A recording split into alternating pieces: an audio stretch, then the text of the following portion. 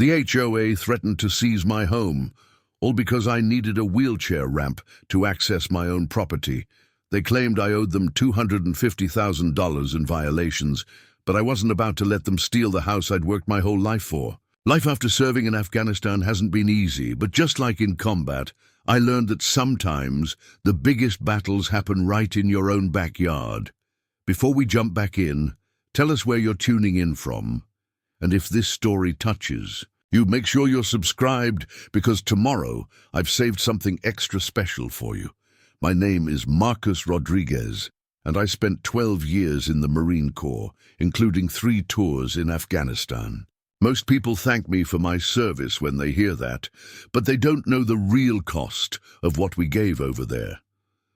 It was during my final tour in 2018, just outside of Kandahar, when everything changed. Our convoy hit an IED. I lost both my legs and nearly my life, but I didn't lose my fighting spirit. Recovery at Walter Reed was brutal. Learning to navigate life in a wheelchair tested every ounce of strength I had. But I had Sarah, my high school sweetheart and wife of 15 years, by my side through it all. She'd write me letters every day when I was deployed, and now she was there helping me relearn the simplest tasks. Our twin daughters, Emma and Sophia, were only 10 at the time. Watching them adapt to their dad's new reality, their resilience gave me strength I didn't even know I had. By 2023, we were ready for a fresh start. The VA had finally approved my full disability benefits, and with Sarah's job as a school teacher, we had enough saved for a down payment on a house. When we found the property in Pine Grove Estates, it seemed perfect. A single-story ranch-style home with wide doorways and open spaces. The neighborhood looked peaceful, with its tree-lined streets and well-maintained yards. We thought we'd finally found our forever home. The irony doesn't escape me now. How something as simple as a ramp could spiral into nearly losing everything we'd worked for. But that's what happens when you run into people drunk on power, people who care more about property values than human dignity. Looking back, I should have seen the warning signs during our first HOA meeting, but I was too focused on building our new life to notice the storm brewing. I've faced Taliban fighters in the mountains of Afghanistan, endured months of rehabilitation, and learned to live with PTSD. But nothing prepared me for the kind of psychological warfare that Patricia Morrison, the HOA president, would wage against my family. She didn't carry a weapon, but her emails, citations, and threats were just as devastating as any enemy fire I'd faced.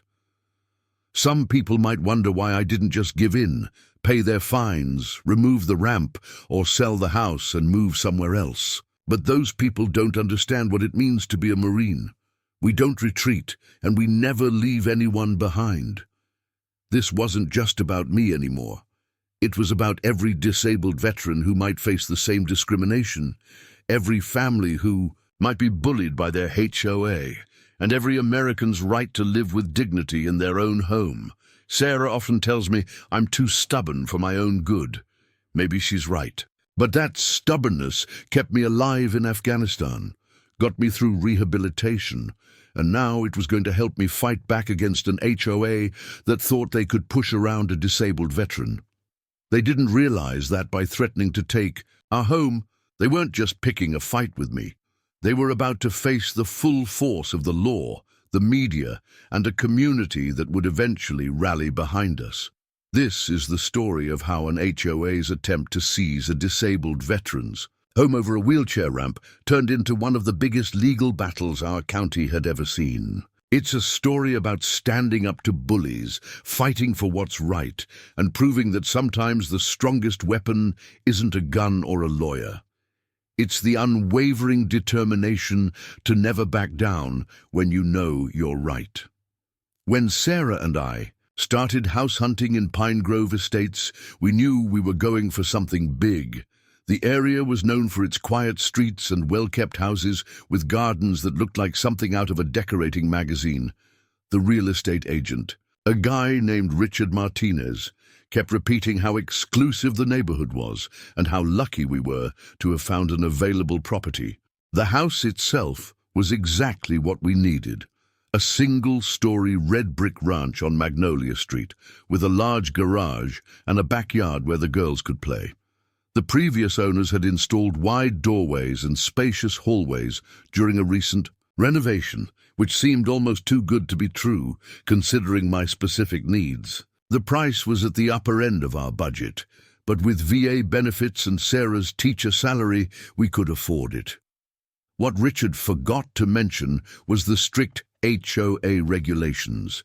Sure, he handed us the owner's manual, a 157-page document in fine print that detailed every rule imaginable, from the allowable height of the grass to the exact paint colors approved for the exterior.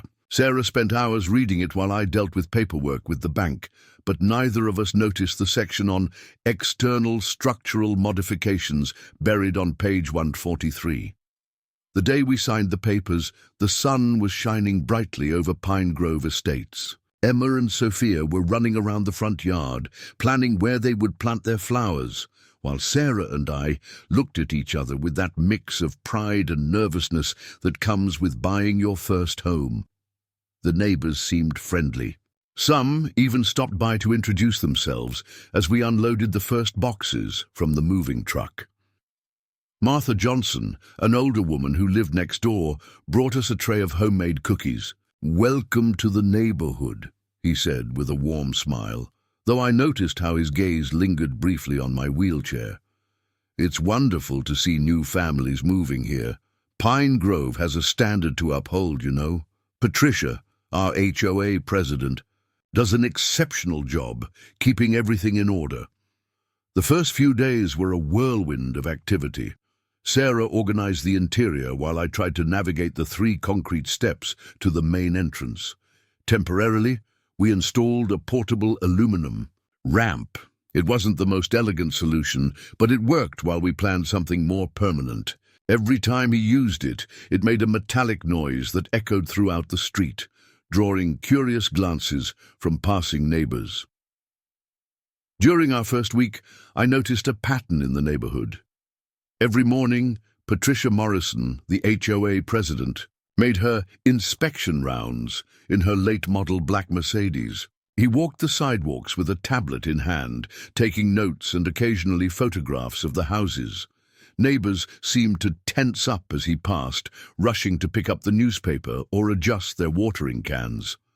One afternoon, while helping Emma with her math homework on the front porch, I saw Patricia stop in front of our house. His gaze fixed on the temporal ramp, and for a moment our eyes met. He didn't smile or say hello. He just made some notes on his tablet before continuing on his way. Something about his expression reminded me of high-ranking officers I had known. In the military, that look of unquestionable authority that suggested his orders were law. "Dad," Emma whispered, "that lady always looks at us funny when we play in the garden." "Don't worry, honey," I replied, even though I felt a knot forming in my stomach. Some adults are just very serious about keeping everything in order. That night at dinner, Sarah mentioned that she had heard rumors at the local supermarket.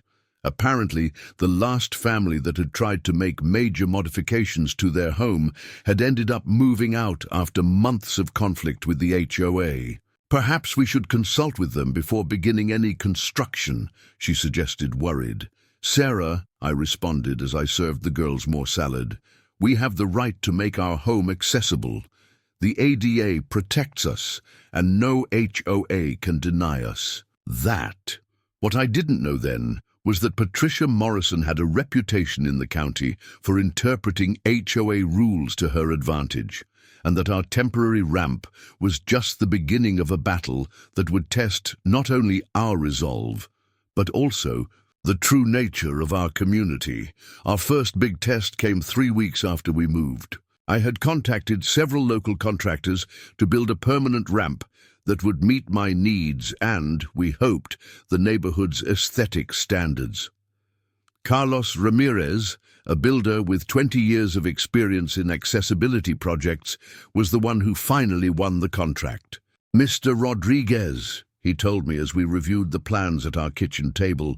"We can build something that is not only functional, but also complements the architecture of your home. We will use treated cedar wood, railings that match the style of your porch, and we will keep the slope at exactly the angle required by the ADA. The budget was considerable, $12,000, but Sarah and I had been saving for this. The ramp would be our priority before any other improvements to the house. Carlos assured us that he could complete the job within a week and that he would take care of obtaining all the necessary permits from the county. Preparing and narrating this story took us a lot of time, so if you are enjoying it, subscribe to our channel. It means a lot to us. Now back to the story. What we didn't expect was how quickly Patricia Morrison would show up at our door. Not even an hour had passed since Carlos and his team began marking the land when his Mercedes stopped in front of our house. Sarah was watering the new plants we'd put in the garden when Patricia approached, her heels clicking against the pavement. "Good morning," he said with a smile that didn't reach his eyes. "I was wondering if we could discuss the construction plans that are starting." Sarah called me immediately, and I walked out onto the porch using the temporary ramp. "Good morning, Mrs. Morrison," I greeted, trying to keep a professional tone. "How can we help you?" "You see," he began, pulling a folder from his designer bag, "any external structural modifications must be approved by the HOA Architectural Committee before construction begins. It is standard procedure under our bylaws." Carlos, who was nearby supervising the work, approached and introduced himself. "Ma'am, we have already obtained all necessary permits from the county. The ramp meets all ADA specifications and—" Patricia interrupted him with a wave of her hand. "County permits are irrelevant in this case. Pine Grove Estates has its own standards and procedures. They will need to submit a formal application which will be reviewed at the next committee meeting."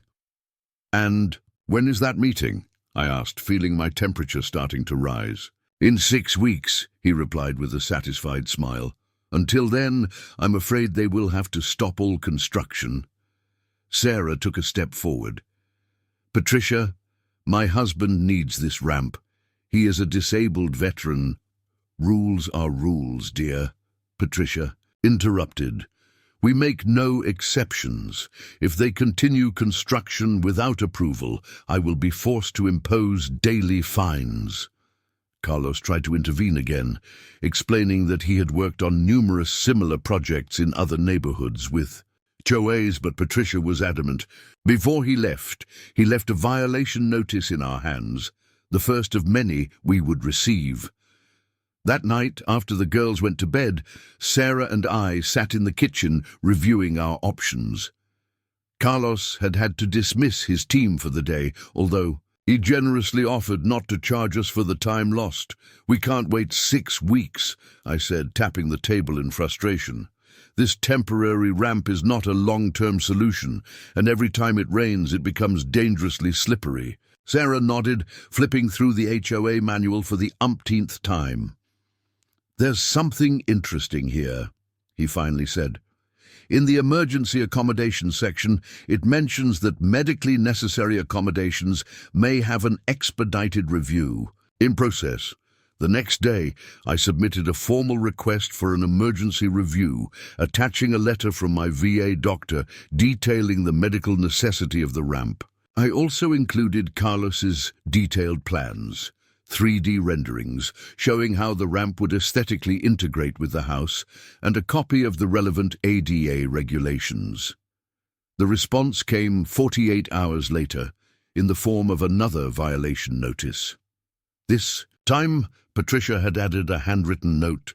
"Request denied. Emergency review only applies to critical structural repairs. Regular review schedule maintained." It was at that moment that I decided we needed legal help. It wasn't just about building a ramp, it was about my fundamental right to access my own home. Sarah found the number for a disability rights attorney, but before we could call him, things got even more complicated. The next morning dawned with an unpleasant surprise. Opening the front door, we found Patricia Morrison standing next to two HOA committee members, Thomas Bennett and Rebecca Chang. Their stern expression suggested that this was not a social visit. "Mr. Rodriguez," Patricia began, her voice icy as the morning air, "we have received complaints from several neighbors about your temporary ramp. Not only does it violate our aesthetic regulations, but it now represents a danger to public safety." I was perplexed. "A danger? What are you talking about?" Thomas Bennett, a middle-aged man in a grey suit, stepped forward holding a folder. "We have photographic documentation of neighborhood children using their ramp as a slide after school. This represents an unacceptable liability risk to the community." Sarah appeared behind me, still in her teacher's robe. "That's ridiculous. We've never seen any kids playing on our ramp. Plus, we're always watching our front yard." Rebecca Chang, an elegantly dressed woman, consulted her tablet. "We have also noticed that the temporary ramp protrudes 3 inches, beyond the allowable limit for structures in the front yard, per section 7.4.2 of our bylaws." "Wait a minute," I interrupted, feeling my patience wearing thin. "Have they been measuring my ramp without permission? Entering my property when we're away?" Patricia smiled smugly. "As HOA officers, we have the right to inspect any violations visible from the street. And speaking of violations," he pulled a thick envelope from his folder. "This is a formal notice of multiple violations, including unauthorized structure, violation of property lines, creation of a public hazard, and defiance of the authority of the HOA." I opened the envelope with trembling hands. The document detailed fines totaling $25,000, with a warning that they would increase by $1,000 per day until the temporary ramp was removed. "This is absurd," I said, my voice controlled but firm. "You know I need this ramp to get in and out of my own house. His personal needs are not above community regulations," Patricia responded. "You have 48 hours to remove the temporary ramp and pay the initial fines, or we will begin the lien process on your property." At that moment, Emma and Sophia appeared at the door, already dressed for school. Their small faces showed concern as they saw the tension in the atmosphere. "Dad, is everything okay?" Sophia asked, grabbing my hand. "Everything's okay, honey," I responded, even though my heart was pounding. "Go finish your breakfast with your sister." When the girls left, Sarah stepped forward. "Patricia, this is harassment. You are discriminating against a disabled veteran, and I suggest you watch out for your accusations." "Mrs. Rodriguez," Patricia interrupted, "we are simply enforcing the rules that all residents agreed to when they moved here. If you cannot meet our standards, perhaps Pine Grove Estates is not the right place for you." After they left, Sarah and I stood in silence for a moment, processing what had just happened. The fines were astronomical, clearly designed to force us to sell the house or declare bankruptcy. "This isn't about the ramp," I finally said. "It's about power. They want to show that they can control every aspect of this neighborhood, no matter who gets hurt in the process." Sarah grabbed her phone. "I'm going to call that lawyer right now. And I'm also going to contact some local media. People need to know how this HOA treats disabled veterans." While Sarah made the calls, I stared out the window. Patricia and her committee were still on the street, taking photos of other houses, probably looking for more violations that they could use to maintain their control over the community. Lawyer Miguel Hernandez received us in his office the next day. He was a middle-aged man with an impressive record in civil rights cases, and, to our surprise, he was also a Navy veteran. His office was decorated with photos of past legal victories and certificates of recognition for his pro bono work with disabled veterans. "What they are doing is completely illegal," he said, after reviewing our documentation. "The Americans with Disabilities Act is very clear on this. No homeowners association, can prevent reasonable modifications that allow accessibility. Sarah spread the multiple violation notices we had received on the desk. But what about the fines? We can't pay $25,000, and they keep increasing every day. Miguel adjusted his glasses as he examined the documents. These fines are ridiculously excessive and clearly punitive. Furthermore, the foreclosure process they threaten to initiate is procedurally flawed. They cannot seize a property for HOA fines without due process of law. As we discussed our options, the office door opened and a woman entered who introduced herself as Diana Torres, a private investigator who frequently worked with Miguel. I have some interesting information about Patricia Morrison and the HOA committee, Diana said, placing a folder on the desk. This isn't the first time they've tried something like this. In the last 5 years, they've forced 3 families to sell their homes using similar tactics. Diana displayed a series of documents. In each case, the properties were purchased below market value by a company called Morrison Real Estate Holdings. Guess who owns it? Patricia Morrison. I responded, feeling the pieces begin to fall into place. Exactly, Diana continued. And here's the most interesting thing. After minimally renovating the houses, he sold them at a substantial profit. It's a systematic pattern of real estate harassment. Miguel leaned forward, his eyes shining with determination. This changes everything. Not only do we have a case of disability discrimination, but also evidence of possible organized real estate fraud. What do you suggest we do? Sarah asked, squeezing my hand. We are going to fight back with everything, Miguel responded. First, we will file a federal lawsuit alleging violations of the ADA and the Fair Housing Act. Second, we will seek a temporary restraining order to stop the fines and any attempted seizure. Third, we will file a complaint with the State Fair Housing Commission. Diana added, we could also leak this information to some journalists I know. The public should know how an HOA is harassing a disabled veteran for personal gain. While we were discussing strategy, I received a text message from our neighbor, Elena Martinez, a nurse who lived 2 doors down. Patricia and her committee are in an emergency meeting. Something about retroactively changing the regulations on temporary structures.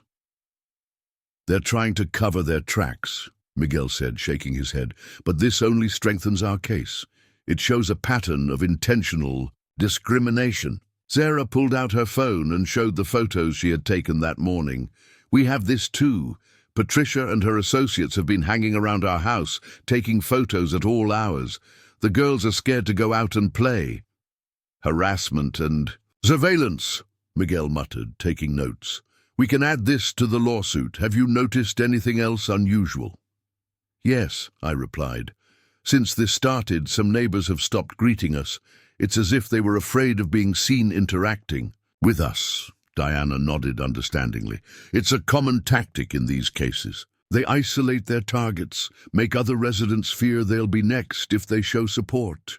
But not everyone has walked away, Sarah added. Elena and some others have been secretly sending us messages of support. They are afraid of Patricia, but they want to help. Miguel closed his notebook and looked at us with determination. Okay, here's what we're going to do. First thing tomorrow morning, we'll file the lawsuit and the temporary restraining request. I also want you to document everything. Every interaction, every photo you take of your property, every message of support from neighbors. Let's expose this scheme once and for all. Tension in the neighborhood reached its breaking point a week after Miguel was hired.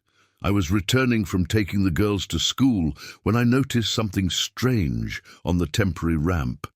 As I approached, my heart stopped. Someone had deliberately loosened the support screws and damaged the aluminum frame. "Sarah!" I called, my voice shaking with anger and worry. "Come see this!"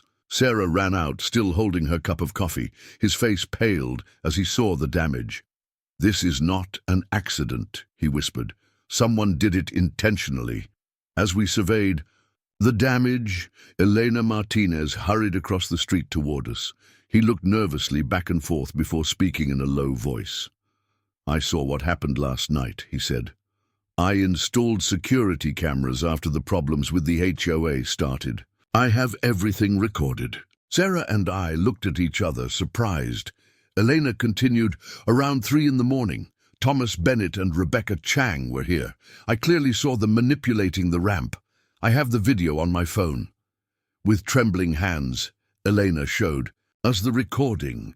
The night quality was surprisingly good, and sure enough, you could clearly see the 2 HOA committee members working on our ramp under the moonlight. "This is attempted murder," I said, my voice hoarse with anger.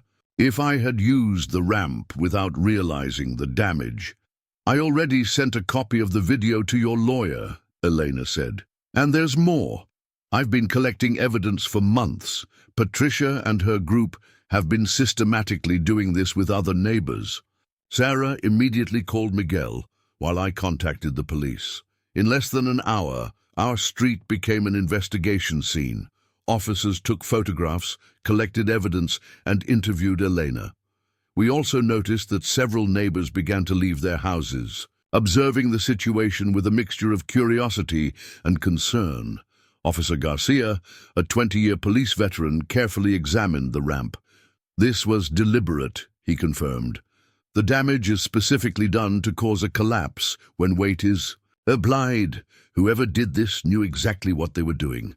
While the police worked, Patricia Morrison appeared on the scene, dressed impeccably as always. His worried expression seemed practiced. "What's going on here?" he asked with feigned innocence. "Has there been any vandalism?" "You can drop the feigned concern, Mrs. Morrison," Officer Garcia responded. "We have video evidence of 2 of your associates sabotaging this ramp last night." The color drained from Patricia's face. "That's ridiculous. My associates have never—" "We have this too," interrupted Elena, who had returned with a folder full of documents. "Emails between you and the committee discussing how to persuade the Rodriguezes to sell their house. They include specific plans to damage the ramp." Several neighbors had gotten close enough to listen. Martha Johnson, the elderly woman who had brought us cookies when we moved in, stepped forward. "That's enough," he said in a firm voice. "I've lived here for 30 years, and I've seen how Patricia has turned our community into a police state. It's time for us all to speak up." One by one, neighbors began sharing their stories with police, stories of harassment, veiled threats, and arbitrary fines. The wall of fear that Patricia had built was beginning to crumble. Miguel arrived just as the police were handcuffing Thomas and Rebecca, who had been located in their respective homes. "This changes everything," he said, reviewing the new evidence. "Not only do we have a strong civil case, but now there are potential criminal charges." Patricia tried to leave discreetly, but Officer Garcia stopped her. "Mrs. Morrison, we'll need you to come with us to the station to ask some questions." As we watched the police take Patricia and her accomplices away, I felt a mix of relief and sadness. Relief that the truth was finally coming out, and sadness at the damage these people had caused to so many families in the name of property value and community order. The next few days were a whirlwind of activity at Pine Grove. Estates. News of the arrest of Patricia Morrison and her accomplices spread like wildfire throughout the county. The local media camped out on our street, eager to cover the story of the disabled veteran who had uncovered a web of corruption in a seemingly respectable HOA. "Dad, why are there so many cameras outside?" Emma asked over breakfast, as another news crew set up outside our house. "It's because we're helping to do the right thing, honey," Sarah responded, packing the school lunches. "Sometimes standing up for justice attracts a lot of attention." The police investigation was progressing rapidly. Detective Ramirez, assigned to the case, informed us that upon searching Patricia's offices, they found a veritable gold mine of incriminating evidence. Documents detailing similar schemes against other residents, records of cash payments to contractors to sabotage properties, and even a blacklist of residents considered problematic. The most surprising thing, the detective explained to us in our room, is the sophistication of her operation. Patricia not only used the HOA to harass residents, she also had connections with real estate companies that bought up the devalued properties. Elena, who had become our strongest ally, organized an emergency neighborhood meeting in her backyard. More than 50 residents showed up, many sharing their own experiences of harassment for the first time. "My son has autism," shared a mother, named Rosa Jimenez. "When we installed a therapeutic swing in our backyard, Patricia threatened us with daily fines until we removed it. I will never forgive myself for giving in." 70-year-old resident James Thompson revealed how Patricia had tried to force him to sell his house after he installed safety rails in his bathroom. "She told me that the modifications reduced the value of the property.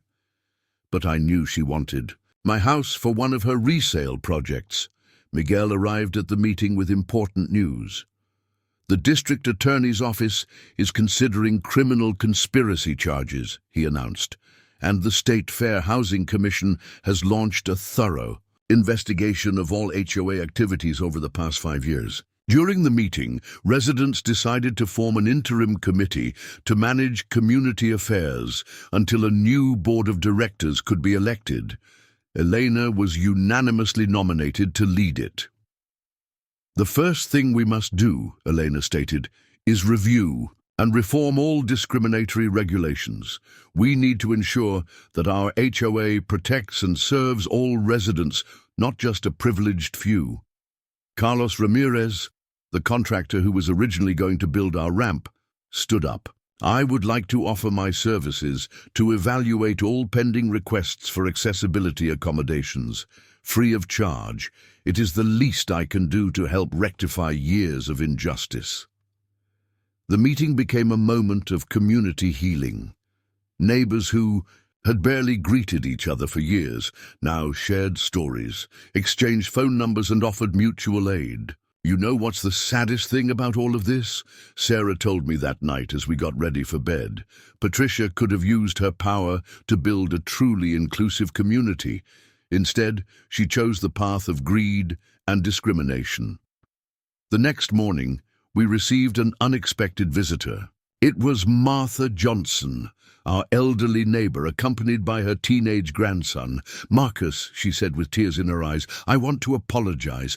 I saw what Patricia was doing for years and never said anything. Fear made me complicit in her cruelty." "There is nothing to forgive, Martha," I responded, moved by her sincerity. "The important thing is that now we are united as a community." His grandson stepped forward. "Mr. Rodriguez, I'm part of the high school carpentry club. We'd like to help with your permanent ramp if you'll allow us. Our teacher says it could be a perfect project to learn about accessible construction." The woodworking club proposal marked the beginning of a striking transformation in Pine Grove Estates. What started as a project to build a ramp became a community movement that no one had anticipated. Professor Gonzalez, the carpentry club instructor, arrived the next day with detailed plans and infectious enthusiasm. "This goes beyond building a ramp," he explained as he spread out the designs on our dining room table. "It's an opportunity to teach these young people about accessibility, inclusion, and the power of community together." The design they proposed was ambitious. A treated cedar ramp with architectural details that would perfectly complement the style of our home. It included planters built into the sides, discreet solar lighting, and an innovative drainage system for rainy days. "The students have been researching the best accessibility designs," the professor continued. "They want to create something that not only meets ADA requirements, but also inspires other neighborhoods to be more inclusive." News of the project spread quickly. Soon, other residents began offering their help. James Thompson, who happened to be a retired electrician, offered to supervise the installation of the lighting system. Rosa Jimenez, a professional landscaper, agreed to design the planters with native plants that would require little maintenance. "It's amazing to see how the community is coming together," Sarah said, as we watched the volunteers work over. "The first weekend, it's as if everyone has been waiting for an opportunity to show their true nature." Elena, in her role as interim president of the HOA, organized a shift system for neighbors to provide water and snacks to the volunteer workers. Each day, different families brought home-cooked lunches and shared stories while watching the progress. "You know what's most ironic?" Eleanor told me during one of these community lunches. "Patricia always insisted that modifications like your ramp would ruin the look of the neighborhood. But get this, what they're building is more beautiful than anything she would have approved." The project also attracted the attention of local organizations. A building materials company, upon hearing the story, donated additional supplies. A group of area veterans offered to help with labor on the weekends. Meanwhile, investigations into Patricia and her accomplices continued to reveal more disturbing details. Detective Ramirez informed us that they had discovered offshore bank accounts where Patricia had been depositing the money from the excessive fines she collected.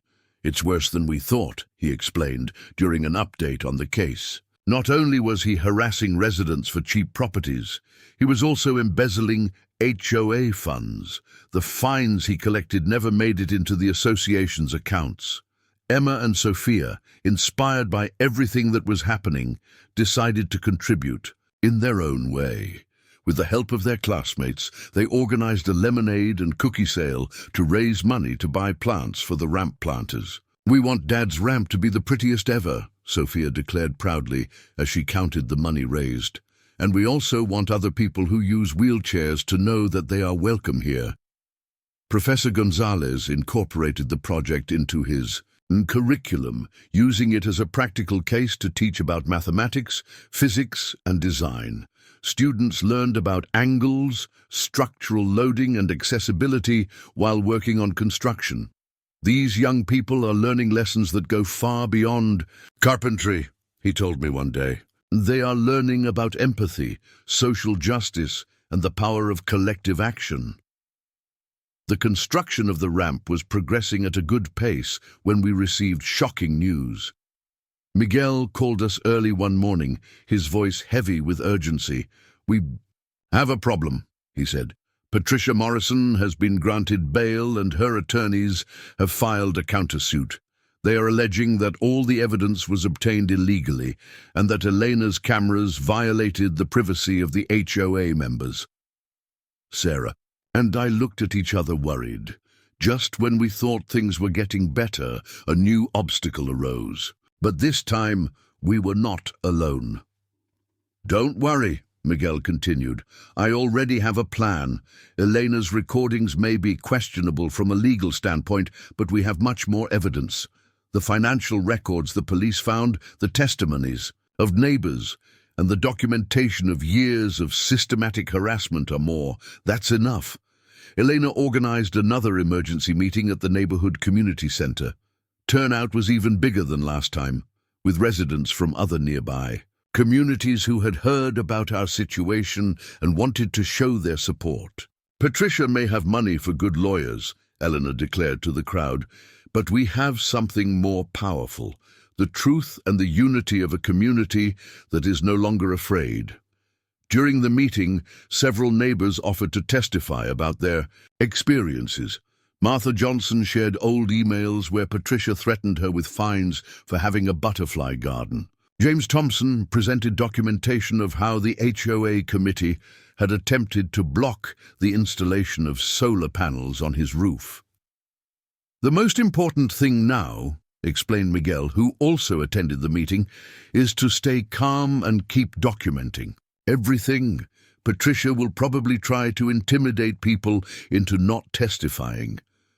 As if it were a prediction, that same afternoon certified letters began to arrive at several houses in the neighborhood. They were legal warnings from Patricia's lawyers, threatening defamation suits against anyone who testified against her. "It's his last, desperate attempt to maintain control," Detective Ramirez said when we told him about the letters. "He is using the same intimidation tactics, but this time through his lawyers." The community response was immediate and surprising. Instead of being scared, the neighbors became even more outraged. Rosa Jimenez, who had received one of the letters, organized a community legal support group. "My brother is a lawyer in California," he explained. "He's been advising me about our rights. These intimidating letters can be considered obstruction of justice." Meanwhile, work on the ramp continued.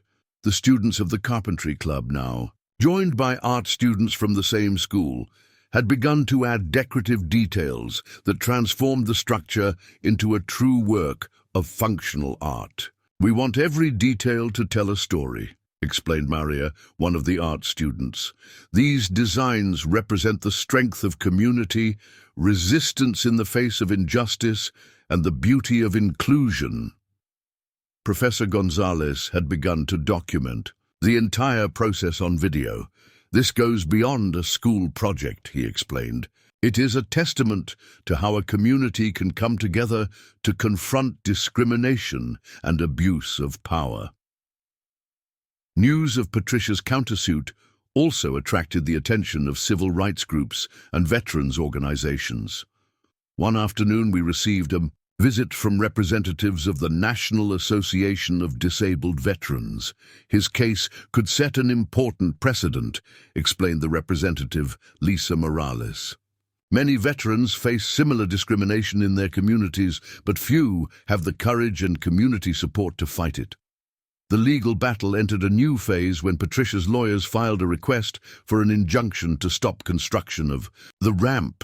According to them, the project violated multiple building codes and represented an irreversible change to the aesthetics of the neighborhood. "It's ridiculous," Miguel exclaimed during an emergency meeting in our living room.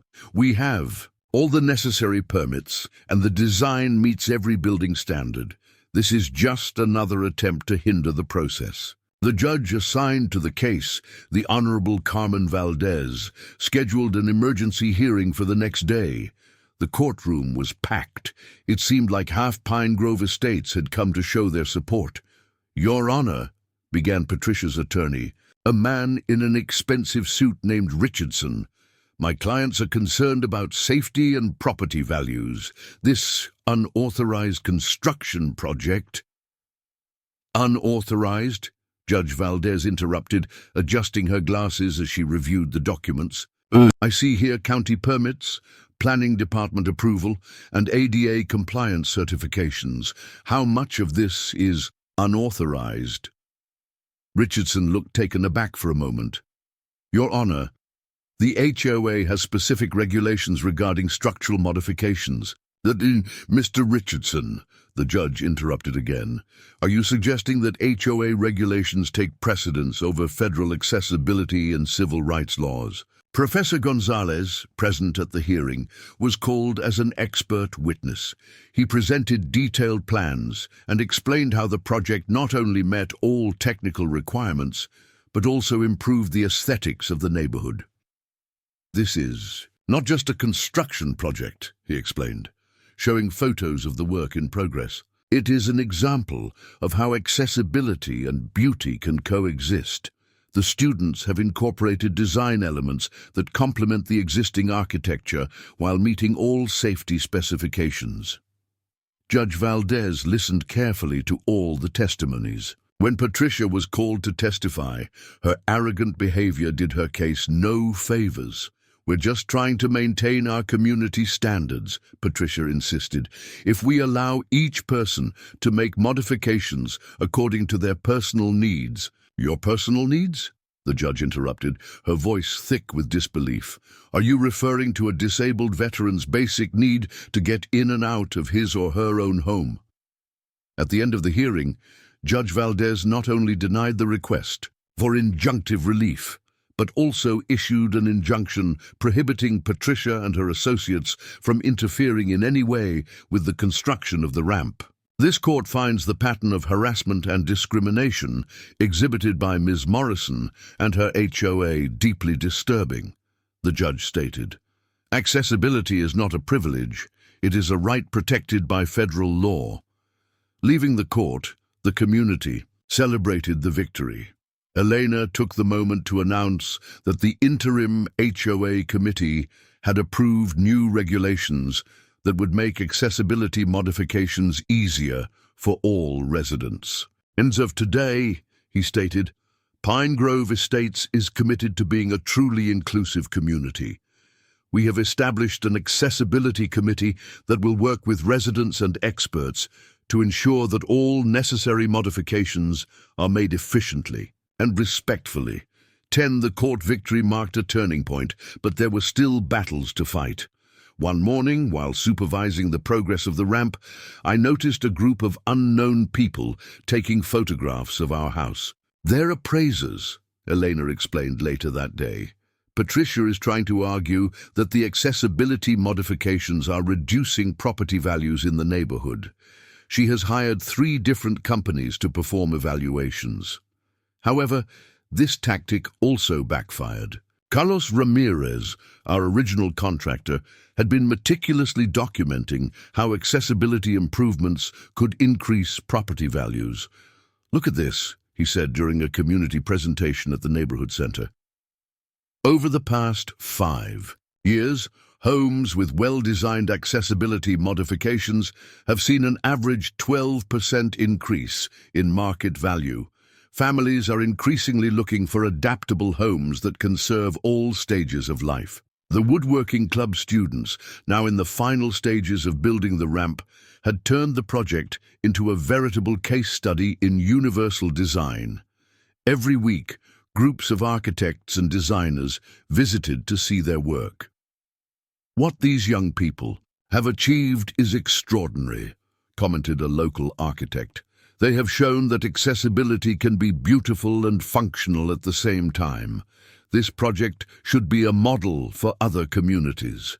Meanwhile, the criminal investigation against Patricia continued to reveal more dark secrets. Detective Ramirez informed us that they had discovered connections between Morrison Real Estate Holdings and several shell companies used to launder money from excessive fines. It's like an onion, the detective explained. Each layer we peel away reveals more corruption. We have found evidence of bribery of local officials, falsification of documents, and even threats to former residents. Sarah, who had been collecting testimonies from neighbors for a possible book about our experience, found a disturbing pattern. Patricia had been specifically directing her attacks at vulnerable residents, the elderly, people with disabilities, and single parents. He chose his targets carefully, Sarah explained, during a community meeting.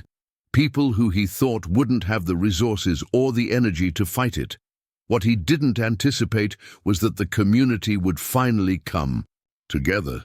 Emma and Sophia, inspired by everything that was happening, started a project at their school on inclusion and accessibility.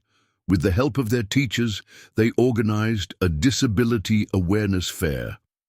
We want other children to understand that being different does not mean being less, Emma explained during her presentation, and that a truly strong community is one that takes care of all its members. The ramp was almost finished when we received an unexpected visitor. A group of disabled veterans from different parts of the state had organized a caravan of support. More than 50 veterans in wheelchairs gathered on our street. What they are doing here is not just for you, said the group's leader, an Iraq veteran named Roberto Sanchez. They are fighting for all of us. They are showing that accessibility is not negotiable. It is a fundamental human right. The presence of so many veterans attracted national media attention. Reporters from major news networks began arriving, eager to cover the story of the veteran who took on a corrupt HOA and catalyzed an accessibility movement. Sometimes the most important battles are the ones we fight at home, I commented during an interview. And sometimes the real victory is not in winning the case, but in seeing how a community can come together for a just cause. The court case against Patricia Morrison has finally reached its conclusion in a dramatic final hearing. The courtroom was packed. They even had to set up an additional room with screens so that everyone could follow the procedure. "Your Honor," began Miguel, our voice in court, "what we have witnessed here is not simply a case of isolated discrimination. It is the exposure of a systematic system of corruption and abuse of power that has affected dozens of families for years. The evidence presented was overwhelming.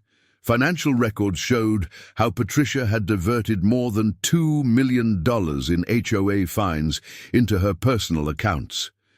Testimonies from former residents revealed a pattern of harassment and manipulation that spanned more than a decade. Ms. Morrison's actions, Miguel continued, not only violated the Americans with Disabilities Act and the Fair Housing Act, but also constituted organized fraud against an entire community.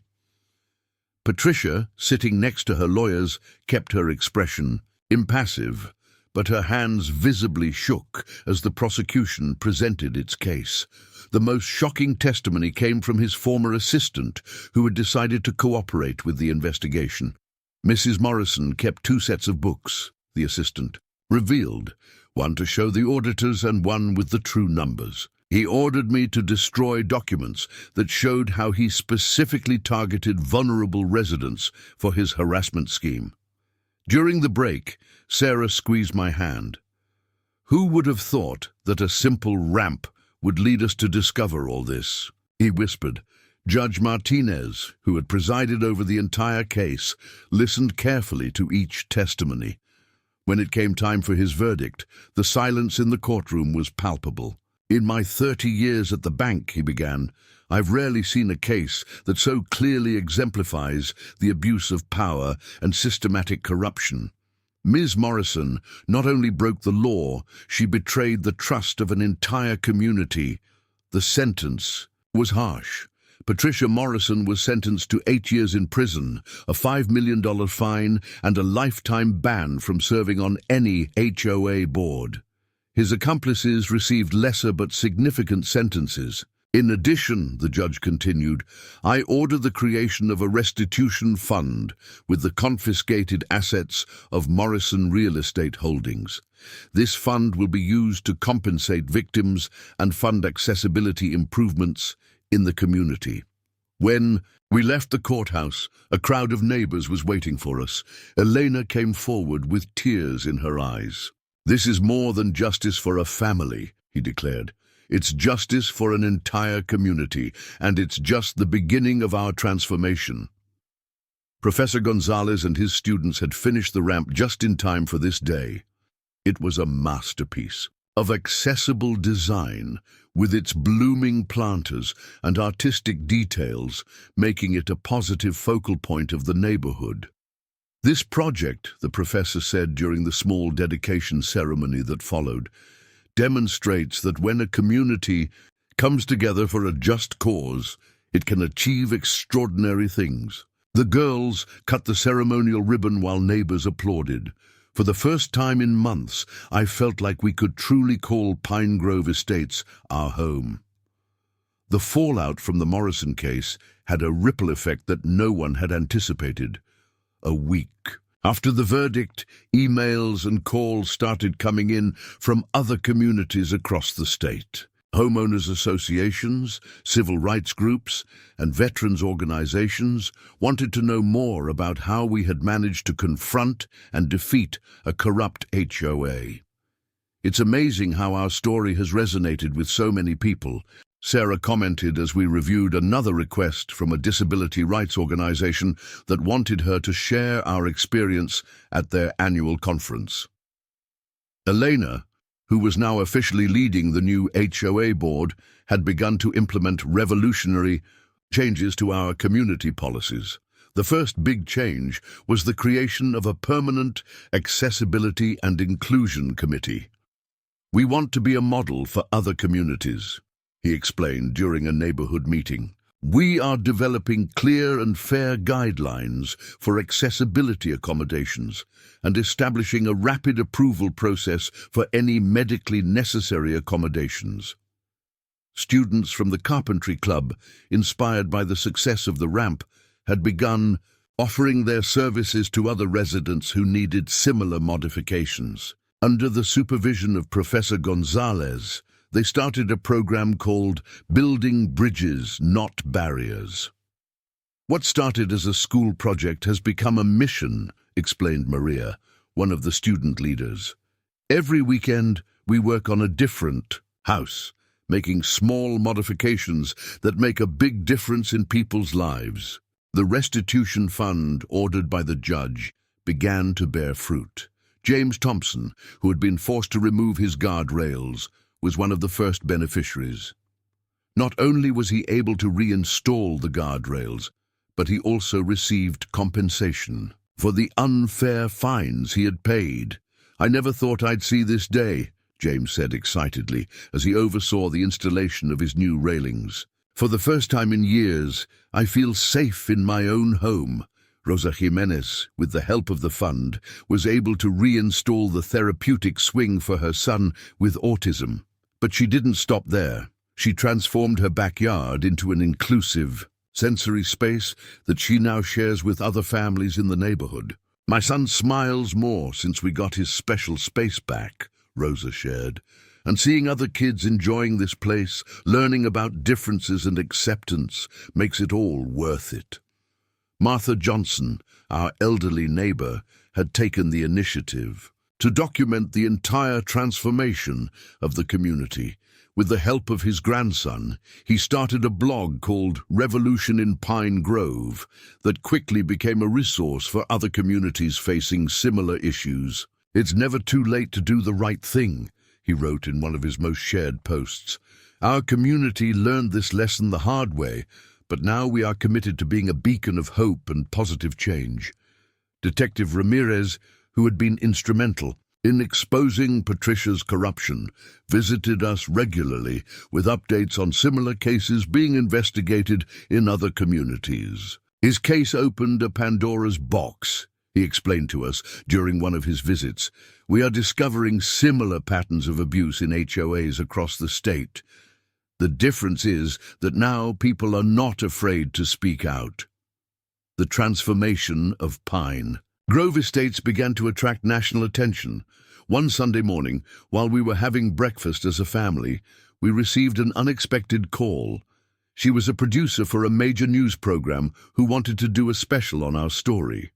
"We want to show how a community can come together to combat discrimination," explained producer Jennifer Torres. His case could inspire other people facing similar situations. The idea of sharing our story on national television generated mixed feelings. Sarah and I spent hours discussing the pros and cons. "It's not just about us," I reflected during one of our late-night conversations. "Every time someone shares their story of fighting injustice, it gives hope to others who are going through the same thing." The film crew arrived a week later. They transformed our neighborhood into a makeshift television set. The cameras captured daily life in Pine Grove Estates, but what impressed them most was seeing how the new community functioned. "It's extraordinary," Jennifer commented while filming an accessibility committee meeting. "They have created a model of community government that truly serves all its residents." Elena took the opportunity to show the changes implemented. He took the film crew on a tour of the neighborhood, pointing out the different accessibility modifications that now beautified the homes. "Every ramp, every railing, every modification tells a story," Eleanor explained before the cameras. "They are stories of overcoming, of dignity, and of a community that finally understood that true beauty is in inclusion." The students from the Carpentry Club were the real stars of the report. Professor Gonzalez had documented his entire learning process, from the first designs to the final construction. These young people didn't just learn about carpentry, the professor said during his interview. They learned about citizenship, about social justice, and about the power of collective action. During filming, we received surprising news. The State University wanted to use our case as a study in their architecture and urban planning programs. What they have achieved here is revolutionary, explained Dr. Mariana Vega, Dean of the Faculty of Architecture. They have shown that accessibility and aesthetics are not mutually exclusive, and that communities can be both beautiful and inclusive. The report also captured more personal moments. Emma and Sophia shared how the experience had changed their perspective on justice and community. We used to think HOAs were just about making houses look nice, Emma said on camera. We now understand that a community is much more than its appearance. Filming culminated with a large community gathering in the Central Park of Pine Grove Estates. Residents of all ages shared their stories of how the case had impacted their lives. "This is not the end of our story," I declared during my final interview. "It's just the beginning of a new chapter for Pine Grove Estates, and we hope for many other communities that are striving to be more inclusive and fair." The television report was broadcast a month later, and the impact was immediate. Our phones were ringing off the hook with calls from people across the country who wanted to share their own experiences with discriminatory HOAs. "It's like we've uncovered a pressure cooker," Sarah said, as she organized the dozens of emails we received daily. "There are so many people who have been suffering in silence, thinking they were alone in this fight." Miguel, our lawyer, had begun giving lectures at law schools about the case. "What happened in Pine Grove Estates," he explained, "is not just an example of legal justice, but of social justice in action. It demonstrates how civil rights laws can be powerful tools for community change." One morning, while drinking coffee on the porch, enjoying the view of our ramp now covered in climbing flowers, I noticed a group of people taking photos. They were not curious tourists or journalists. They were architects and urban planners studying design. "Its ramp has become a case study," explained one of them, introducing himself as architect Javier Mendez. "It's a perfect example of how accessibility can enhance, not diminish, the aesthetic value of a property." Elena had organized a mentoring program where our community helped other HOAs reform their policies. "We don't want other communities to have to go through what we went through," he explained. "We can show them a better path from the beginning." The Woodworking Club students, now graduated, had formed a non-profit organization called Community Builders. Their mission was to help other schools establish similar programs. "What we learned goes beyond carpentry," Maria explained during a presentation at a neighboring school. "We learned that each person has the power to make a difference in their community." The restitution fund continued to benefit more residents. Martha Johnson had used the funds to install an elevator on her back porch, finally allowing her to use her yard after years of limitations due to her arthritis. "Every day," Martha said during an interview with the local newspaper, "I see how our community becomes more accessible, more welcoming. It's like we've finally found our true identity." Patricia Morrison's story had an unexpected turn. From prison, he sent a letter to the community. "I have had a lot of time to reflect on my actions," he wrote. "Power and greed blinded me to the true meaning of community. Seeing how Pine Grove Estates has flourished without my leadership has been humbling." Emma and Sophia had turned their experience into an award-winning school project. They created a documentary titled Más que una rampa that won first place at the State Social Science Fair. "What I'm most proud of," Sarah shared during a family dinner, "is seeing how our daughters have learned that fighting for what's right, even if it's hard, is always worth it." Fall has arrived at Pine Grove Estates, bringing more than just golden Leaves. The National Association of HOAs had chosen our community as the venue for their annual conference on inclusion and accessibility in residential communities. The event attracted HOA representatives from across the country. "It's ironic," I commented to Sarah as we prepared our presentation. "A year ago, we were the example of everything that could go wrong in an HOA. Now we are a role model." The community center was packed with visitors. Elena, as president of our reformed HOA, gave the opening speech. "The true strength of a community is not measured by the value of its properties or the uniformity of its gardens," he declared.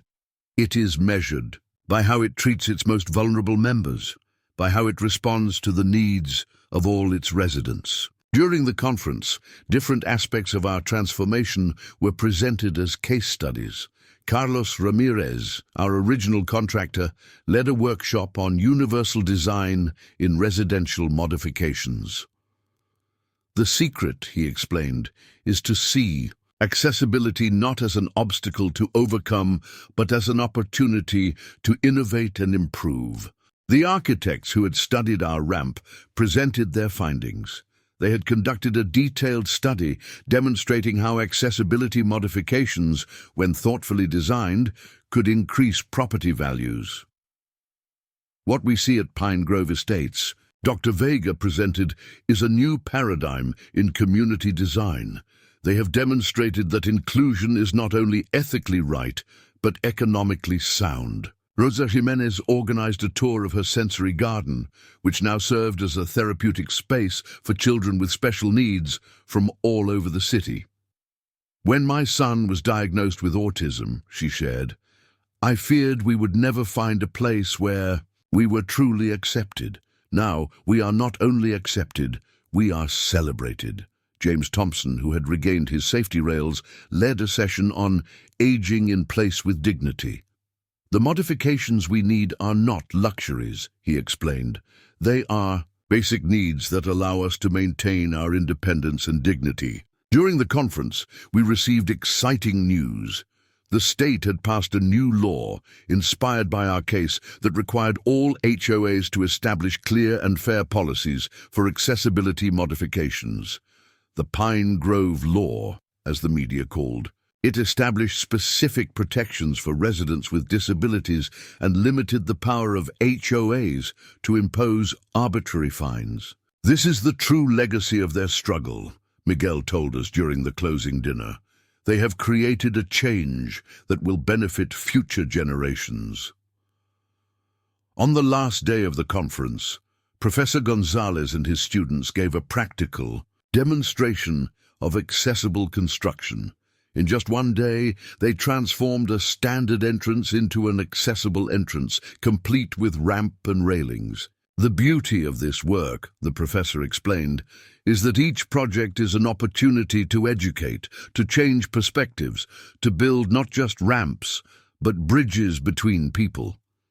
Emma and Sophia, inspired by everything they had witnessed, announced that they wanted to study architecture and law, respectively. "We want to continue the work that started here," Sophia stated. "We want to ensure that all communities are places where everyone can live with dignity." As winter approached Pine Grove Estates, the ripples of change continued to spread. One morning, I received a call from a veterans advocacy group in Washington, D.C. They wanted me to testify before a congressional committee about disability rights and housing discrimination.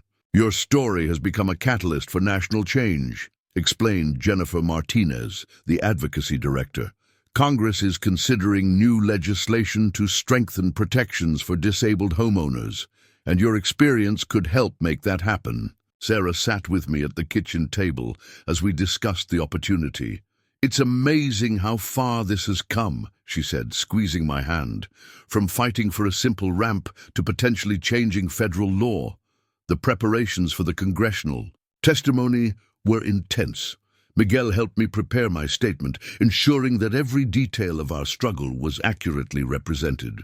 Elena and other community members contributed their perspectives, turning our testimony into a comprehensive picture of systemic discrimination and community transformation. Remember, Miguel advised during our preparation sessions, this isn't just about what happened to us. It's about preventing it from happening to anyone else. The day before my departure for Washington, the community organized a send-off gathering. The professor's students had created a detailed presentation board showing the before and after of Pine Grove Estates, complete with statistics about the positive changes in property values and community engagement.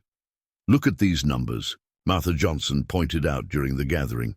Since implementing our new inclusive policies, property values have increased by 15%. More importantly, we've seen a 200% increase in community participation in local events and initiatives. The Boy Scouts, who had helped with various accessibility projects throughout the neighborhood, presented me with a special plaque. To the man who taught us that building ramps also builds bridges, the inscription read.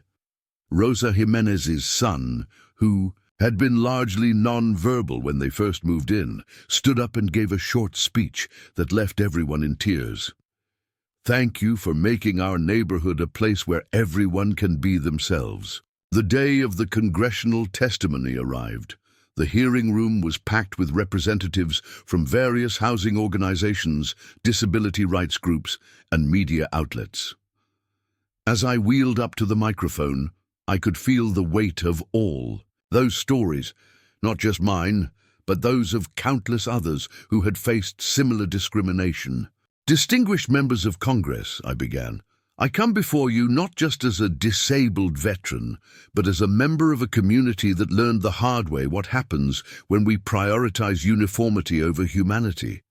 Our story is not unique. It's just one that happened to come to light.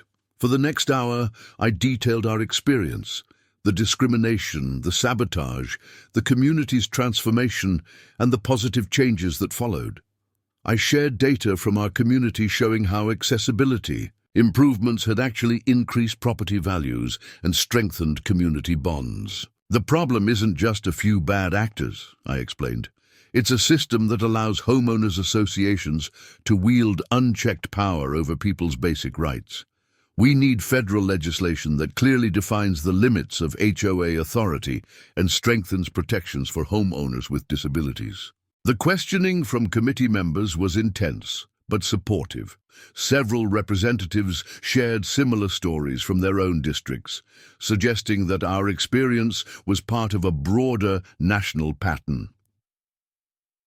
The most powerful moment came when a congressman from Texas, himself a disabled veteran, spoke up. What happened in Pine Grove Estates isn't just a local story. It's a wake-up call for our entire nation. We need to ensure that the rights we fought to protect overseas are equally protected here at home. The impact of the congressional testimony was immediate and far-reaching. Within weeks, bipartisan support began building for the Accessible Communities Act, legislation that would provide federal oversight of HOAs and strengthen protections for homeowners with disabilities. Back in Pine Grove Estates, our community continued to evolve. The success of our transformation had attracted new residents, many of whom had specifically chosen our neighborhood because of its commitment to accessibility and inclusion.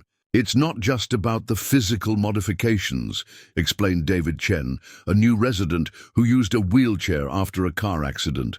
It's about knowing you're moving into a community that understands and values accessibility as a fundamental right. Elena had established a mentorship program where our community leaders worked with other HOAs across the state to help them implement similar changes. The program, called Communities Without Barriers, had already helped dozens of neighborhoods revise their policies and procedures. The key is showing them that inclusivity and property values aren't mutually exclusive, Elena explained during a training session. When you create a truly accessible community, everyone benefits. The professor's carpentry program had expanded beyond our local high school. Schools across the state were implementing similar programs, teaching students not just construction skills, but the importance of universal design and community service. "We're not just building ramps anymore," the professor told a group of educators visiting his class. "We're building the next generation of community leaders who understand that good design means design for everyone." Sarah had started writing a book about our experience titled "More Than a Ramp: How One Community's Fight for Accessibility Changed a Nation." Publishers were already showing interest, seeing it as both a civil rights story and a blueprint for community transformation. "The hardest part is capturing everything that happened," Sarah said one evening as she worked on her manuscript. "It's not just about the legal battle or the construction projects. It's about how a community found its soul." Emma and Sophia had become passionate advocates in their own right. They started a youth council in Pine Grove Estates that focused on making the community more inclusive for kids of all abilities. Their first project was designing an accessible playground that would allow children with various disabilities to play alongside their peers. "We want every kid to feel like they belong here," Emma explained during the playground's groundbreaking ceremony. "No one should have to sit on the sidelines and watch others play." The criminal investigation into Patricia Morrison's activities had led to broader reforms in HOA oversight. The state legislature was considering a bill that would require regular audits of HOA finances and establish an ombudsman's office to handle homeowner complaints. "What happened in Pine Grove Estates exposed a systemic problem," Detective Ramirez explained during a law enforcement conference. "HOAs have operated with too little oversight for too long, creating opportunities for abuse and corruption." Martha Johnson's blog about our community's transformation had grown into a full-fledged advocacy website, serving as a resource for homeowners facing similar battles across the country. She had become something of a celebrity in HOA reform circles, speaking at conferences and consulting with community organizations. "I never thought I'd become an activist in my golden years," Martha chuckled during one of our community meetings. "But sometimes life calls you to stand up for what's right, no matter your age." The architectural plans for our ramped entrance had been published in several design magazines, showcasing how accessibility features could be both functional and aesthetically pleasing. Architecture firms were beginning to incorporate similar design elements into their standard residential plans. As spring bloomed in Pine Grove Estates, we received news that would bring our journey full circle. The Accessible Communities Act had passed both houses of Congress with overwhelming bipartisan support, and the president was scheduled to sign it into law at a White House ceremony. Our family had been invited to attend. "This is surreal," Sarah said as we prepared for the trip, "to think that our fight for a simple ramp led to federal legislation." The ceremony was scheduled for a bright May morning. The White House rose. Garden was filled with disability rights advocates, veterans groups, and community leaders from across the nation. Emma and Sophia, dressed in their best outfits, could barely contain their excitement. "I'm actually standing where history is being made," Sophia whispered to her sister as we waited for the ceremony to begin. The president's speech acknowledged the long struggle for disability rights in America, specifically mentioning Pine Grove Estates as a turning point in the fight for accessible housing. "What happened in this community," the president declared, "shows us that change is possible when people stand together against discrimination. This law will ensure that no American has to fight this hard just to make their home accessible." After signing the bill, the president approached our family. "Your courage in standing up to discrimination has made our nation better," he said, shaking my hand. "This law will protect countless Americans for generations to come." The new law included several key provisions inspired directly by our experience.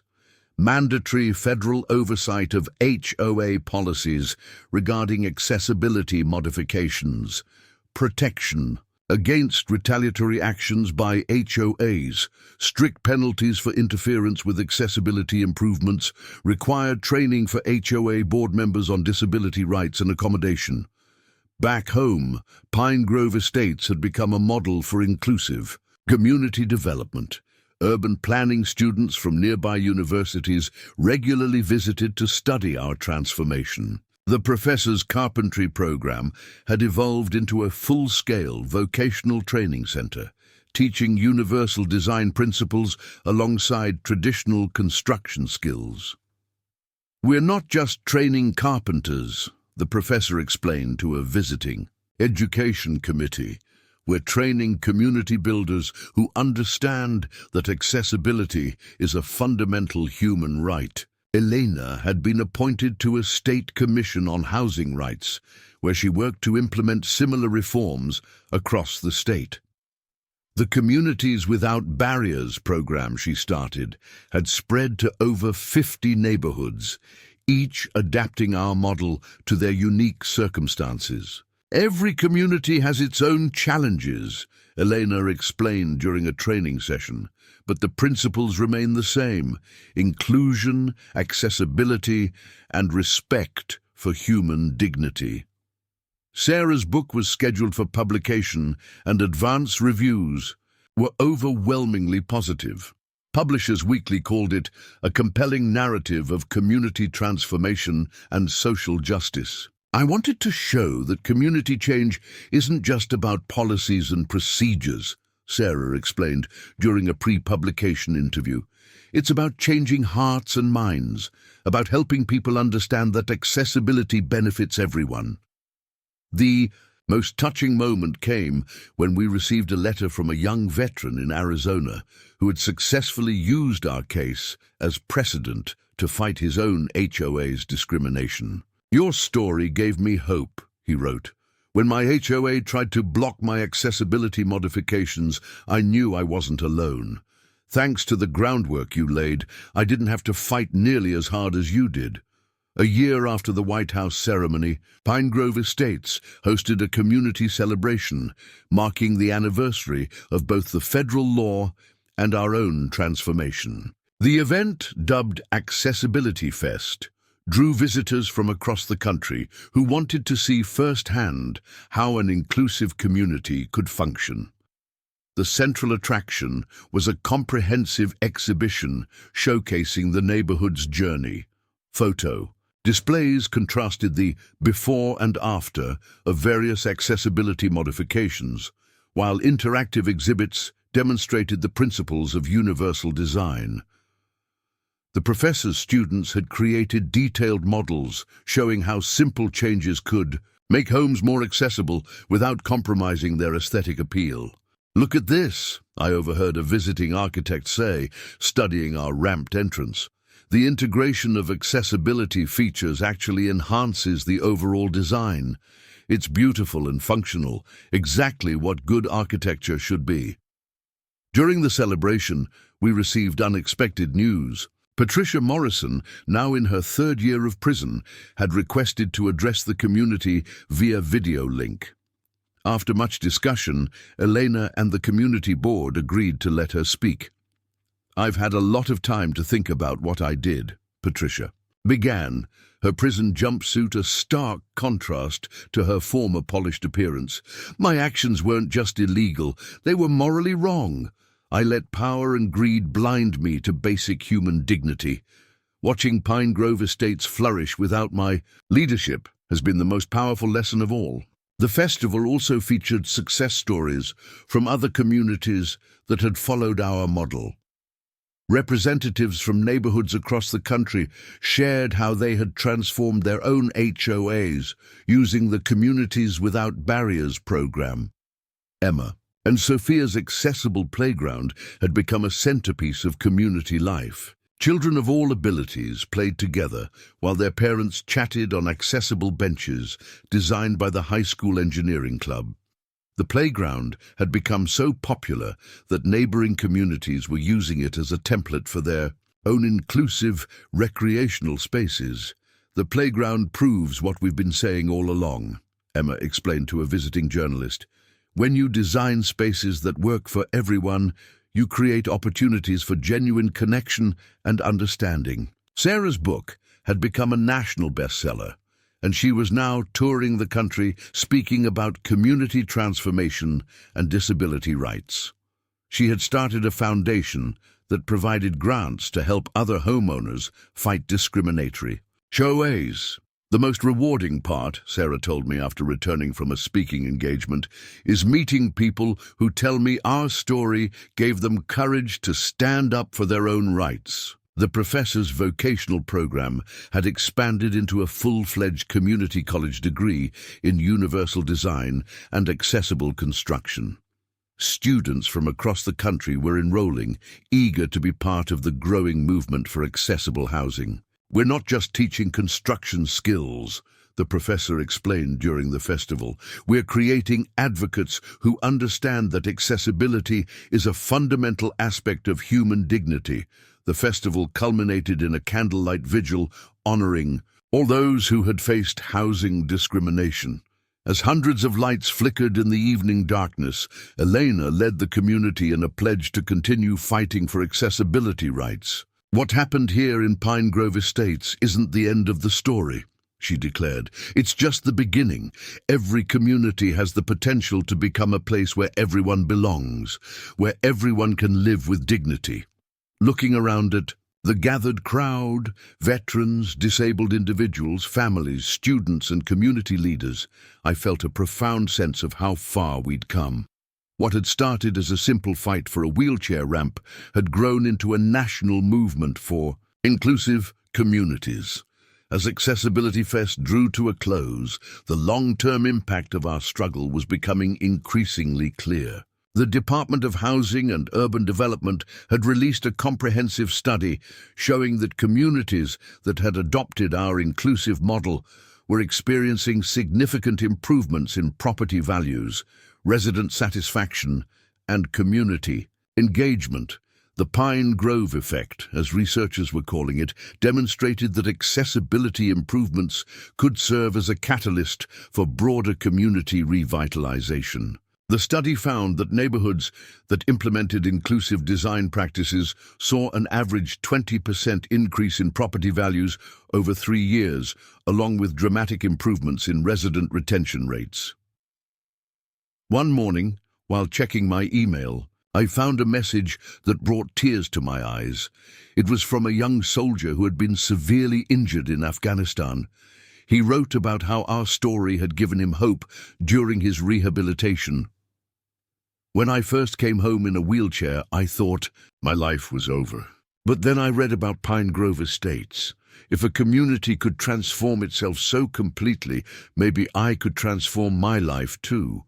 Today, I'm not just surviving, I'm thriving, and it all started with your fight for a ramp. The professors, students had begun working on an ambitious new project, creating a comprehensive guide to accessible home modifications that would be available free online. The Access for All manual combined technical specifications with real-world examples. From Pine Grove Estates and other communities, we want to take the guesswork out of accessibility, explained Maria, now a graduate student in architecture. Every homeowner should have access to clear, practical information about making their space more inclusive. Elena had been invited to testify before the United Nations Committee on Disability Rights, sharing our community's story as a model for global change. Her presentation focused on how grassroots activism could drive systemic transformation. What happened in Pine Grove Estates wasn't just about changing rules and regulations, she told the committee. It was about changing the way people think about disability and accessibility. We showed that when you remove barriers, both physical and social, everyone benefits. The Boy Scouts who had helped with our original ramp had started a national initiative called Building Bridges, teaching troops across the country how to assist with accessibility projects in their communities. The program had already completed over 1,000 projects nationwide. Sarah's foundation had grown beyond providing legal assistance. They now offered comprehensive support to communities working to become more accessible, including technical expertise, community organizing guidance, and grant writing assistance. We learned that legal victory is just the first step, Sarah explained during a foundation event. Real change requires ongoing support, education, and community engagement. Martha Johnson's blog had evolved into a full-fledged advocacy network, connecting homeowners facing discrimination with resources and support. She had become a respected voice in the disability rights movement, proving that advocacy knows no age limit. "I never planned to become an activist in my 70s, she chuckled during an interview. But sometimes life calls you to stand up for what's right, and you have to answer that call. The impact on our own family had been profound. Emma had been accepted to architecture school, where she planned to specialize in universal design.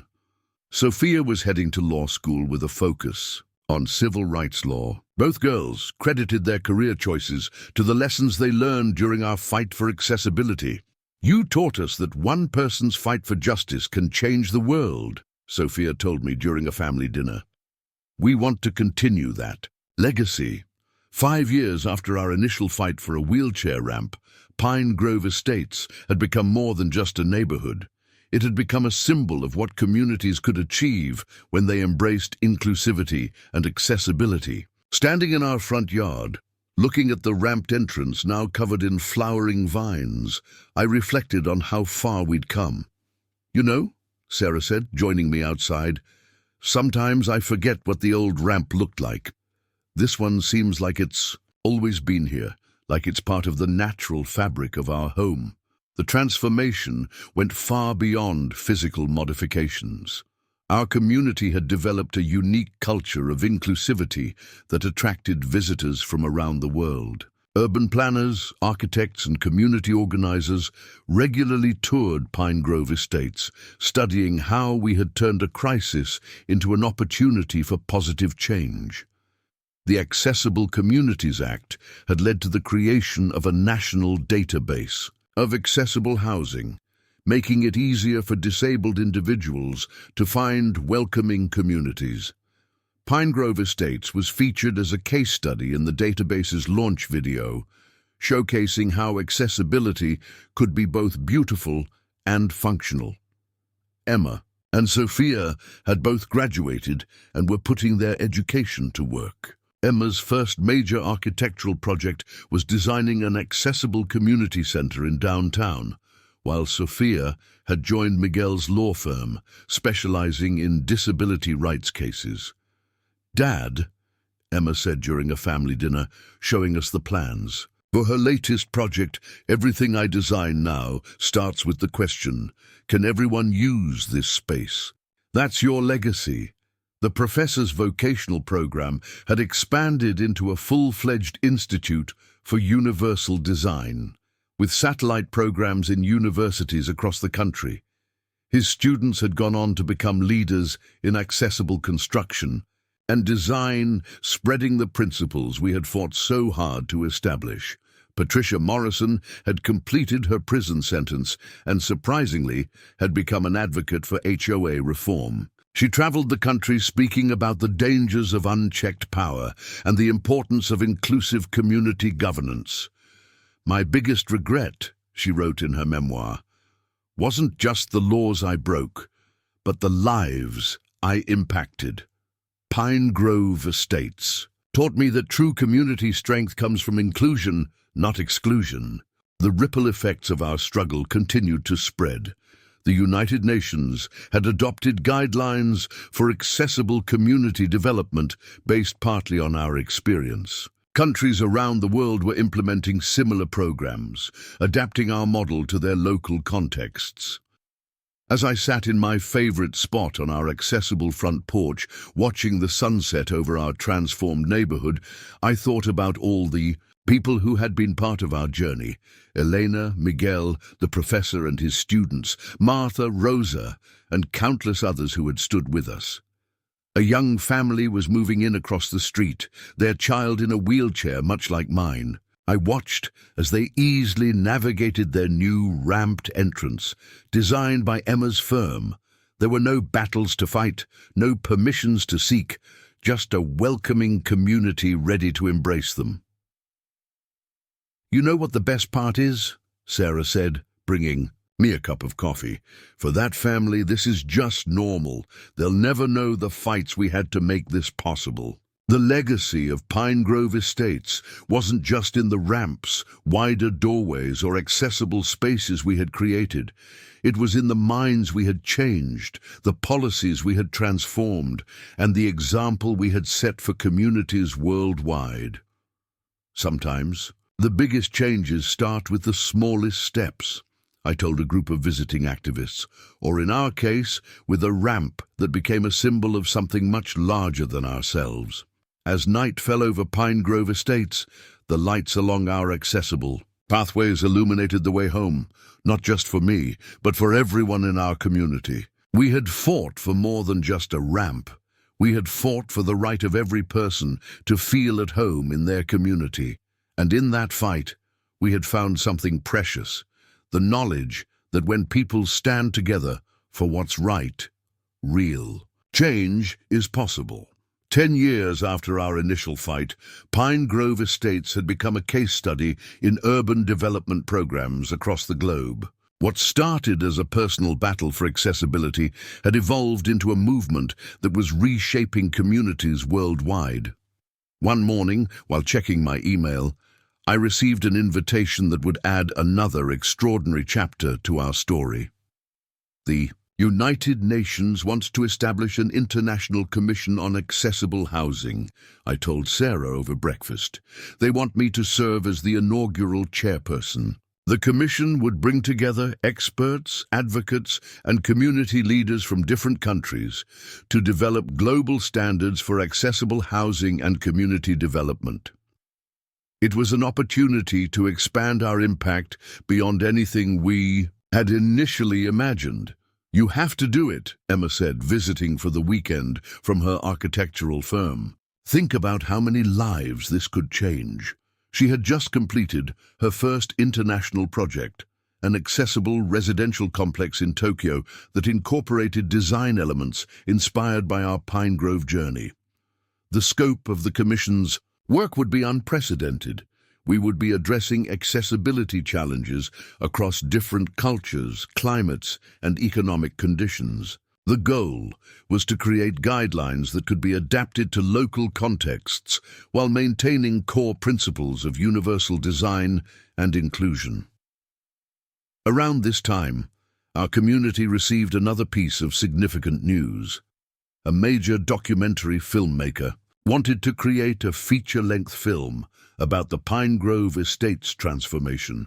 They saw our story as a powerful example of grassroots activism creating systemic change.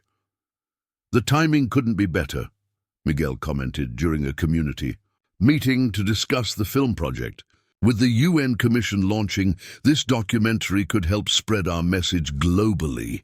The filmmaker, Isabella Rodriguez, spent months interviewing community members, gathering archival footage, and documenting the ongoing impact of our accessibility initiatives. She was particularly interested in how our struggle had inspired other communities to undertake similar transformations. "What makes the Pine Grove story so compelling," Isabella explained, "is how it shows that real change often starts with one person standing up for what's right, then ripples outward to transform entire systems." During the filming, we received unexpected support from an unlikely source. Patricia Morrison, now working as a reform advocate, agreed to participate in the documentary. Her interview provided a powerful perspective on how systems of discrimination can be dismantled from within. What the Pine Grove community achieved, Patricia said in her interview, wasn't just about changing rules and buildings. They changed the way people think about community itself. That's the real revolution. The documentary project coincided with another milestone. The 100th community had just completed the Communities Without Barriers program, implementing accessibility reforms based on our model. To celebrate, representatives from these communities gathered at Pine Grove Estates for a weekend symposium. "Looking at all of you," I said during my opening address, "I see the future we fought for. Each of your communities represents thousands of lives changed, thousands of barriers removed, thousands of people who can now live with dignity in their own homes." The symposium became a powerful demonstration of how far the movement had spread. Communities from rural towns to major cities shared their experiences implementing accessibility reforms. Each had adapted our model to their unique circumstances, while maintaining the core principles of inclusion and dignity. Sophia, now a partner in Miguel's law firm, organized a legal clinic during the symposium to help other communities navigate the process of accessibility reform. "The laws are on our side now," she explained to attendees. "The challenge is making sure communities know their rights and how to enforce them." The professor's Universal Design Institute had become a global resource, offering online courses and consulting services to communities worldwide. His students were now leading accessibility initiatives on every continent, spreading the principles we had fought so hard to establish. "Sometimes I look at satellite images of communities we've helped transform," the professor told me during the symposium. "You can actually see the physical changes, the ramps, the wider sidewalks, the accessible spaces. But what you can't see is even more important: the change in how people think about community and belonging." The United Nations Commission work began with a global summit in Geneva, bringing together representatives from over 50 countries. As I wheeled onto the stage to deliver the opening address, I couldn't help but marvel at how far our message had traveled from that first battle over a single ramp in Pine Grove Estates. "Accessible housing isn't just about buildings," I began, looking out at the diverse audience. "It's about human dignity, about creating communities where everyone can fully participate in daily life. What we learned in Pine Grove Estates is that when you remove physical barriers, you often remove social barriers as well." The summit featured presentations on accessibility challenges from around the world. We heard from advocates in developing nations where basic accessibility features were still considered luxuries, and from urban planners in crowded cities struggling to retrofit ancient buildings with modern accessibility features. During a break between sessions, I met Ahmad, a disability rights activist from Lebanon who had implemented our Communities Without Barriers program in several Middle Eastern cities. "Your story gave us a blueprint," he explained, showing photos on his tablet. "But more importantly, it gave us hope that change was possible." Back home, Isabella's documentary was in its final editing stages. The rough cut she showed the community left many in tears. She had managed to capture not just the events of our struggle, but the emotional journey that had transformed our neighborhood from a battleground into a model community. "The film isn't just about accessibility," Isabella explained during the screening. "It's about the power of community, about what happens when people choose to stand together against discrimination. That's a universal story." The documentary included a powerful sequence about the ripple effects of our victory. It showed how other communities had taken our example and built upon it, creating innovations we hadn't even imagined. One California neighborhood had developed a smartphone app that mapped accessible routes throughout their community. A town in Minnesota had created a winter accessibility program that ensured snow removal, prioritized maintaining access to ramps and modified entrances. Sarah's foundation had expanded its scope, now offering grants for innovative accessibility projects worldwide. "We're not just fighting discrimination anymore," she explained in the film. We're actively creating the inclusive world we want to live in. Emma's architectural firm had become known as a leader in universal design, with clients specifically seeking them out for their expertise in beautiful, accessible spaces. Her latest project was a complete redesign of a historic downtown district, proving that accessibility could be seamlessly integrated even in preserved historical spaces. Every project is a chance to show that accessibility can enhance rather than compromise architectural beauty, Emma said during a presentation of her plans. We're not just adding ramps to buildings, we're reimagining how spaces can work for everyone. Sophia's legal work had expanded beyond individual cases to include policy advocacy at the federal level. She was working on legislation that would require accessibility features in all new residential construction, potentially transforming the housing market nationwide. The goal is to make accessibility the default, not the exception, she explained during a congressional hearing. We want future generations to wonder why anyone ever built homes that weren't accessible to everyone. The Professors Universal Design Institute had launched a research center focused on developing new technologies for accessible living. Their latest innovation was a modular ramp system that could be easily installed and modified as needs changed, making accessibility upgrades more affordable and adaptable. Meanwhile, Pine Grove Estates continued to evolve. The community had established an annual innovation fair where designers, architects, and inventors could showcase new ideas for accessible living. The event had become a major draw in the accessibility world, attracting participants from across the globe. 10 years ago, we were fighting for the right to build a simple ramp, Elena reflected during the latest fair. Now we're helping shape the future of accessible design. It shows how far you can go when a community commits to real change. Isabella's documentary premiered at a major film festival, earning critical acclaim and sparking conversations about accessibility rights worldwide. The screening was attended by disability rights advocates, community leaders, and even several Hollywood celebrities who had become interested in our cause. This isn't just an American story, one reviewer wrote. It's a human story about dignity, perseverance, and the power of community action. Pine Grove Estates shows us what's possible when people refuse to accept discrimination as inevitable. The film's success led to an unexpected development. A major television network approached us about creating a reality show focused on helping other communities implement accessibility reforms. The show, titled Access for All, would follow teams of designers, builders, and advocates as they helped transform neighborhoods across the country. Think about the impact, Sarah said during a family discussion about the proposal. We could show millions of people that accessible communities aren't just possible, they're better for everyone. The show's first season featured 6 communities, each facing unique challenges. In Seattle, they helped a hillside neighborhood develop innovative solutions for steep terrain.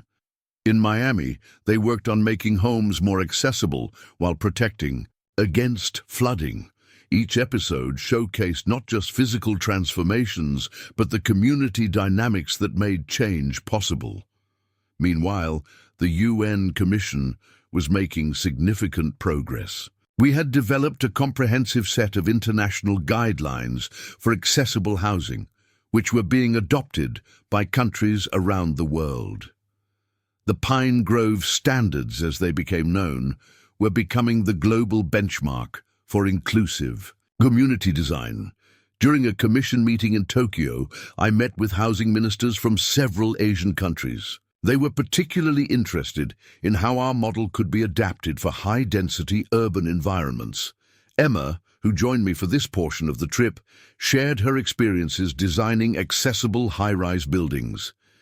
The principles remain the same, she explained, showing her designs. Whether you're working with a single-family home or a 50-story apartment building, The goal is to create spaces that work for everyone. Back in Pine Grove Estates, the community had started a mentorship program pairing disabled veterans with architectural students. The veterans provided real-world perspectives on accessibility needs, while the students brought fresh ideas about design solutions. The program had already led to several innovative patents for new accessibility technologies. Sophia's legal advocacy had reached a new milestone. She had successfully argued a Supreme Court case that strengthened the interpretation of accessibility rights under the ADA.